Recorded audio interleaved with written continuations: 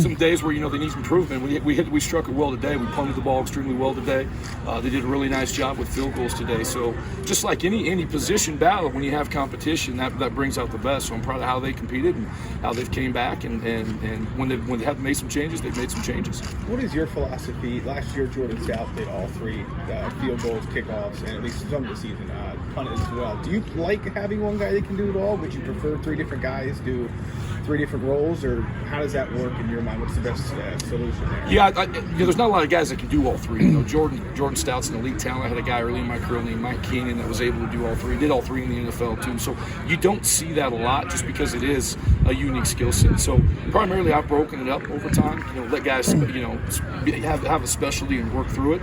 But Jordan was a unique player, and I thought that he did an unbelievable job with him, and that's a credit to him and how he worked. We don't know a whole lot about Barney. We haven't seen him before. What are maybe some of his strengths and areas that he has to improve at over the offseason? He did a really good job today. He's hit the ball 2 days in a row extremely well. He's very mature, understands what his strengths, what his weaknesses are. So I think he's had an unbelievable spring ball. We'll see how this thing closes out and finishes. But great kid to work around, great person. It starts with that.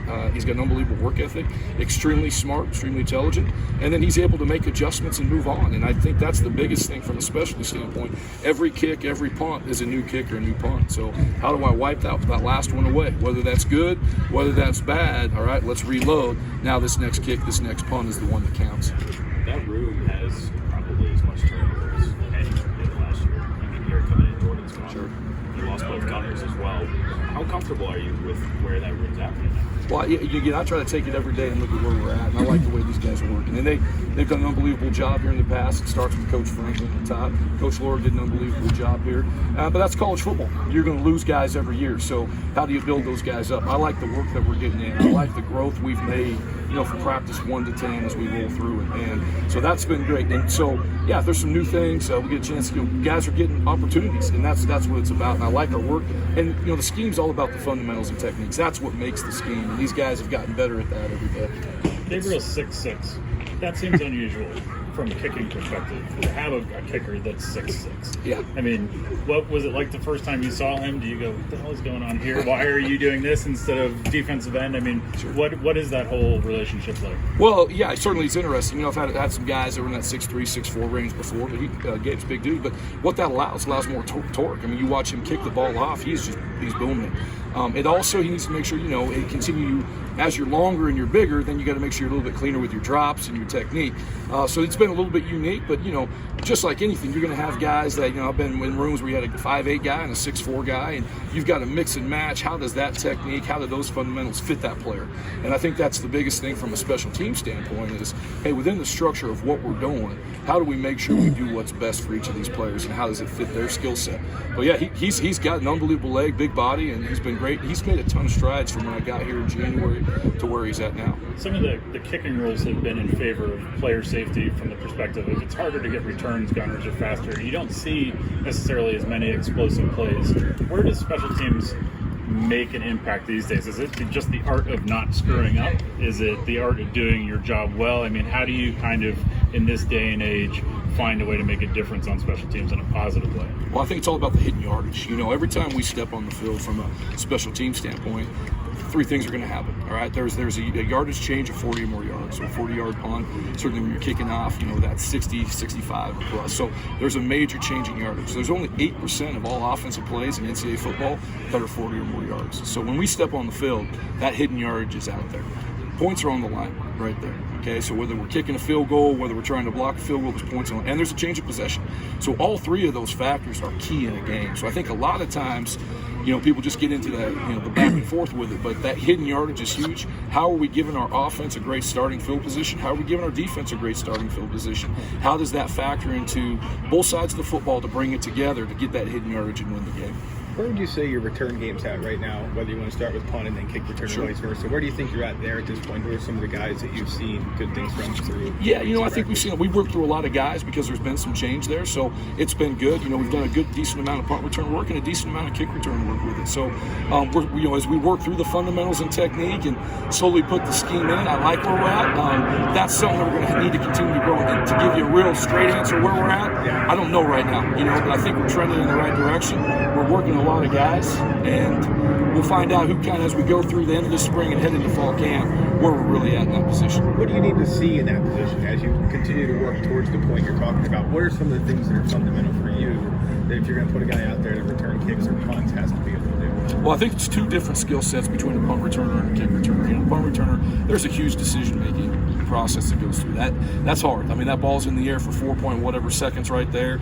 You've got to make a lot of decisions on where you're at and where the field. And then you also want a guy that's got enough moxie to him to be able to be aggressive and take it, yet intelligent enough to make all the decisions that happen in a split second. So that's a unique skill set right there. Kick returner, to me, you know, it's all about hitting it vertical and having a trust factor. It's certainly easier to catch that ball. There is some decisions that need to be made there, but that vertical presence of pressing it, being able to believe where those blocks are. So it is two different skill sets. I've had guys that can do both. But I really look at, hey, this guy from a punt return standpoint, handle the decisions that got to be made, be extremely secure with the football. And then with a kick return standpoint, is this a guy that can put his foot on the gas, hit that thing vertical, and have a real feel for getting it in space? Who looks strong at gunner for you? Yeah. We've worked a lot of guys at gunner, and that's going to be a position that they've been elite at gunner here. They've done an unbelievable job here when we throw the tape on. And so that's something that we're going through. We've worked probably 6 to 7 guys with it. I couldn't tell you right now where we would go, but I like what I see. And so we've got a ton of punt work with it. There's a long list of guys. We're starting to narrow it down. I'm excited for Friday night in the stadium, you know, see it with the lights on and how guys handle it. But I do like where we're at there. The analytics seem to suggest that fair catching kickoffs is probably the way to go more often than not. How do you feel about that, especially when you have a guy back there potentially who could change field or flip the field versus just taking the safe route, perhaps, and getting it to 25? Yeah, in 2018, I was at Utah State with Savon Scarver. He led the nation in kick returns. You know, I think he's tied for the nation, you know, tied for all-time, you know, kick returns. So if you have a guy like that, you want to be more aggressive. Okay, this guy can change the game, you know, and he can get. But you also got to do work within that, within the frame of the football game, through the head coach, through the analytics, you know, through the offense and defense with it, because you can do a great job. That ball, you know, you return that ball 2 yards deep, you take it 25 yards. Ball's at the 23. So there's certainly a lot of decisions. I think there's a lot of times where the analytics, you say throw up that, you know, fair catch, and it makes sense. But each decision's different. You got to take a look at who you're playing. How well do they truly cover kicks? Is there something you can take advantage of schematically? Is there a kicker putting the ball in an area that, you know, probably can't take advantage of it? I can't. So I do think there's a lot of factors in it. What you're saying from the start is not wrong, though. When you do look at the analytics, there's a lot of it that says, hey, put the ball at 25. But I'll tell you what, man, when you got a guy that's dynamic back there and he can break it open and you can win that field position game, you certainly got to look at it. Hey, what are our strengths? What are our weaknesses? How does this fit into this all coming together to win a football You game? take 5 special teams coaches and put them all next to each other. They're going to do things differently, but I'm not sure I could tell you what those things are that are different. What do you do different? What does a guy do different from you? What distinguishes a special teams coach from one another? Because it seems like you talk about the hidden yards and things, there's only so many ways to skin a cat, so to speak. Sure. You know, to me, it goes back. My background's in education. I want to be I want not just us, all of us, to be great teachers here. We want to work with a very, very clear teaching progression. Like I said earlier, I want our fundamentals and techniques to dictate the scheme. Those are the foundation of what we're doing from a schematic standpoint. And then I want to spend time finding ways that we can create an advantage for our football team. And I want to do that within the structure of the overall program. So we're doing everything we can to put this team in the best position to win games. So I look at it that way, and I want to be as aggressive as we can be, but also do that in a situation that's not putting us behind the 8 ball. Stacy, I apologize if we rushed about this. Right, we had a chance to talk with Taylor Elson today. Just early impressions of him through spring camp, and what do you think he can do this year for you? Well, I think he can do a lot of things. I mean, he's a kid that plays extremely hard. I mean, I can tell you from a special team standpoint, he works his tail off in every drill, so he's got great value. And then, you know, being with him with Coach Diaz in the linebacker room, he's played extremely hard. He's extremely intelligent kid, so I'm excited to see how he continues to progress.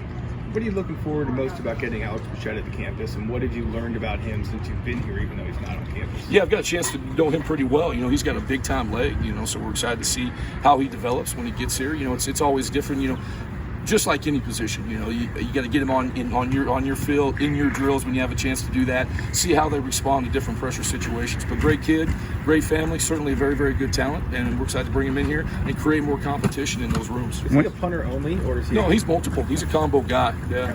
I asked Jordan Stout at Pro Day, it seems like punting is almost science. There's a lot of stuff that goes behind it. So what are you looking for outside of leg power in a punter when you're evaluating somebody to either bring on or to work with when they're here? Yeah, well, it certainly starts with power. It's like, to me, it's like a Major League Baseball pitcher. You can throw 90 plus or you can't, right? Some guys got. So he starts there. We got to get there. We got to have somebody that's got the legs now. And then how good are you fundamentally and technique wise, and how coachable are you? And then the biggest part to me is the mental mindset with it. How can you work yourself through the mental training of it to handle each punt, to handle each kick, go back, reset that, your work off the field, from a mental mindset training off of that, to be able to take that training, that one-shot rep, because that's what it's all about, right?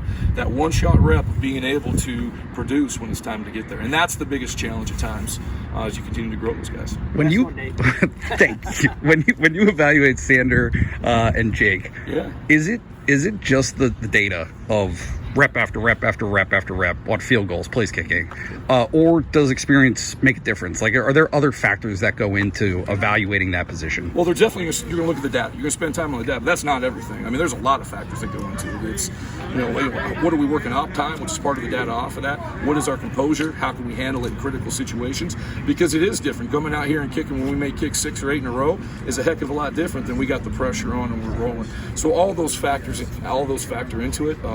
You look at every one of those things, and been fortunate to be around a lot of great kickers over my years, and each one's a little bit different. You got to find what that trigger is and make sure you're putting the guy out there that gives this team the best chance to score points.